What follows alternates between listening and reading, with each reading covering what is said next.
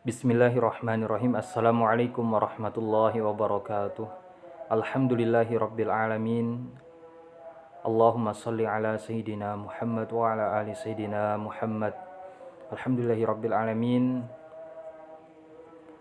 Teman-teman yang dimuliakan Allah subhanahu wa ta'ala, sahabat hijrah yang dimuliakan Allah subhanahu wa ta'ala, alhamdulillah Allah subhanahu wa ta'ala masih memberikan kita nikmat kesehatan, nikmat kesempatan, terlebih lagi nikmat iman dan Islam, sehingga kita masih disibukkan dalam perkara kebaikan oleh Allah Subhanahu wa taala. Kita mendengar yang baik, melihat yang baik, itu adalah karunia dari Allah Subhanahu wa taala. Jadi alhamdulillah Allah Subhanahu wa taala masih memilih kita sampai saat ini. Alhamdulillahirabbil alamin. Baik, langsung saja. Perkenalkan, nama saya Adi Pratama, ana min syu'bati tadris Lughatul Arabiyyah fi syu'bati tadris Lughatul Arabiyyah, ana min faslud dal. Baiklah, langsung saja kita mendengar sedikit dari penyampaian beliau ini. Nanti saya akan mencoba menjelaskan sedikit maksud dari pembicaraan beliau. Kita dengarkan sekarang. Bismillah. Assalamualaikum warahmatullahi wabarakatuh. كما أن هناك أسباب لاستجابة الدعاء، هناك أسباب أيضا وموانع لعدم استجابة الدعاء. أولا عدم اليقين. في ناس يدعون الله عز وجل لكن عندهم شك، الله بيستجيب لي وما بيستجيب لي، ما أدري، مو متأكد مو متأكد.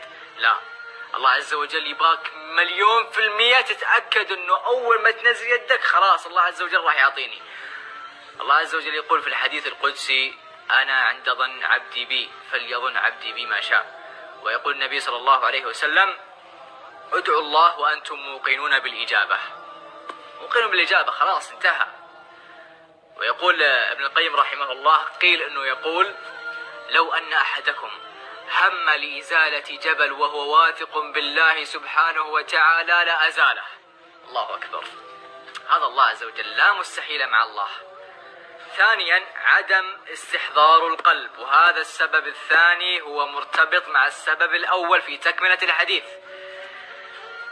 ناس يرفعون يدهم ويدعون: يا رب اغفر لي وارحمني وتب عليني وجاء. Bismillahirrahmanirrahim. Jadi dari penyampaian beliau tadi, yang pertama,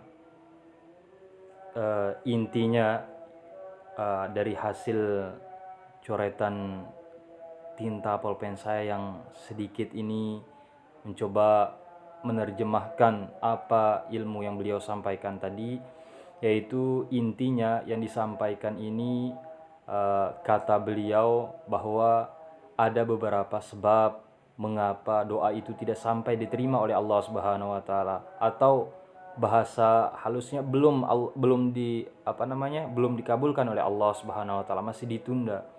Yang pertama diantaranya adalah kita masih ragu kepada Allah Subhanahu wa taala. Asyakku. Kita masih ragu kepada Allah, kita masih kurang yakin kepada Allah. Kita masih ada keraguan ketika kita berdoa kepada Allah Subhanahu wa taala. Kemudian زني وما ادري ايش واغفر لي وانصرني وتب يا الله. ما لو سالت قلت وش قلت قبل شوي، وش دعيت؟ يقول لك ما ادري، ولعله حافظ. لكن حتى وانت حافظ قلبك لازم يكون موجود في الدعاء. لهذا يقول النبي صلى الله عليه وسلم: ادعو.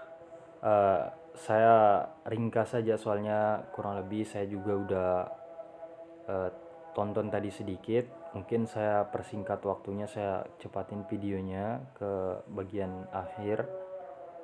Nanti saya coba akan menyimpulkan sedikit dari perkataan beliau. Bismillah. يا بابا خذ هذه الحلاوة. بابا أنا أبغى هذه اللعبة. طيب يا بابا خذ هذه اللعبة. بابا أبغى هذا الإسكريم. خذ هذا الإسكريم يا بابا خذ. بعد ما خلصنا من السوبر ماركت وين رحنا الصيدلية.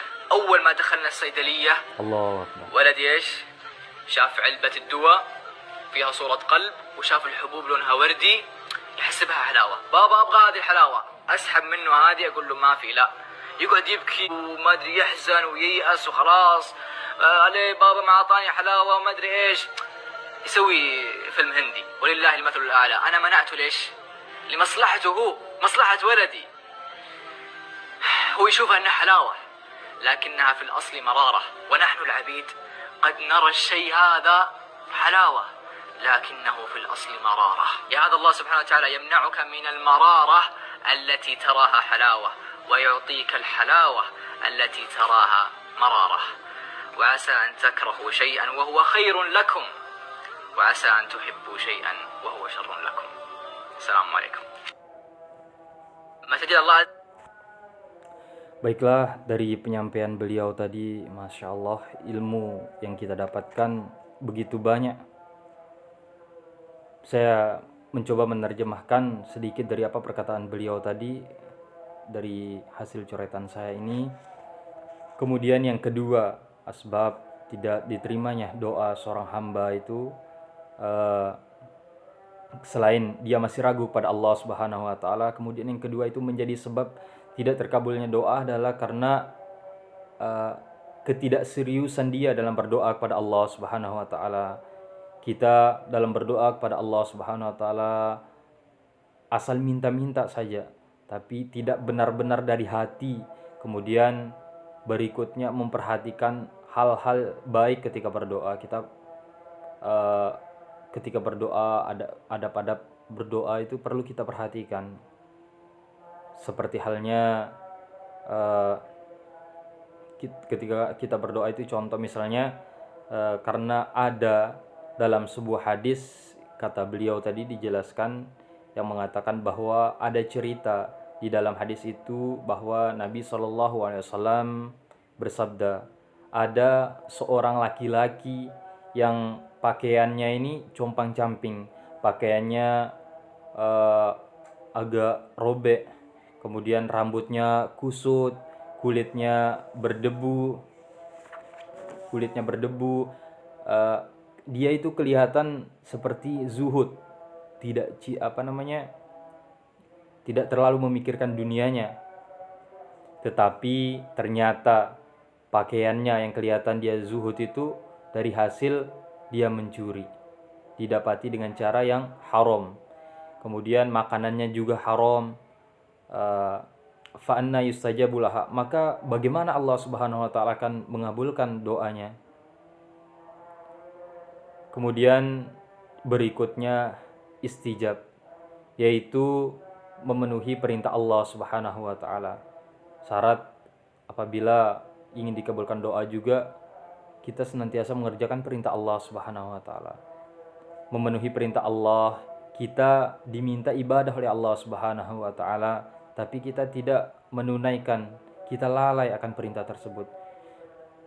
Kemudian teman-teman yang dimuliakan Allah Subhanahu wa taala, yang perlu diperhatikan, kata beliau bahwa terkadang doa kita itu tidak dikabulkan bukan berarti itu tidak baik, justru itu yang terbaik. Tetapi karena kita seorang hamba, maka penglihatan kita, pendengaran kita, terutama penglihatan kita tidak sama dengan Allah Subhanahu wa taala. Terkadang menurut kita baik, menurut kita bagus, tapi menurut Allah lain, tidak baik bagi kita. Tetapi di sisi Allah Subhanahu wa taala itu buruk. Kita kadang melihat enak, elok, cantik, tetapi di sisi Allah tidak baik buat kita. Ini ibaratnya, ini perumpamaannya kata beliau. Ini beliau jelaskan. Perumpamaannya itu seumpama saya punya anak, kemudian saya masuk ke sebuah toko, ke minimarket. Kemudian anak itu mengatakan, ya baba, halawiyah katanya. Wahai bapakku, permen, aku pindah permen katanya. Minta permen, minta jajan, minta es krim katanya anak itu. Tapi setelah itu kita masuk ke apotek atau ke rumah sakit, ternyata anak kita tidak dibolehkan oleh dokter untuk makan ini, untuk makan itu, untuk makan ini. Maka ketika anak kita minta lagi, maka kita tidak akan memberinya. Karena apa? karena itu tidak baik baginya. Bukan berarti kita tidak sayang kepada dia, akan tetapi kita memikirkan kesehatannya dia. Itu adalah rasa cinta yang sebenarnya kepada anak kita. Kemudian jika manusia seperti kita yang doif ini, yang penuh dosa, yang lemah ini masih sayang kepada anak kita, lalu bagaimana dengan Allah Subhanahu wa taala yang Maha Pengasih, yang Maha Penyayang, masih menyayangi kita? Maka kita perlu koreksi diri lagi. Sekian, wallahu a'lam. Wassalamualaikum warahmatullahi wabarakatuh.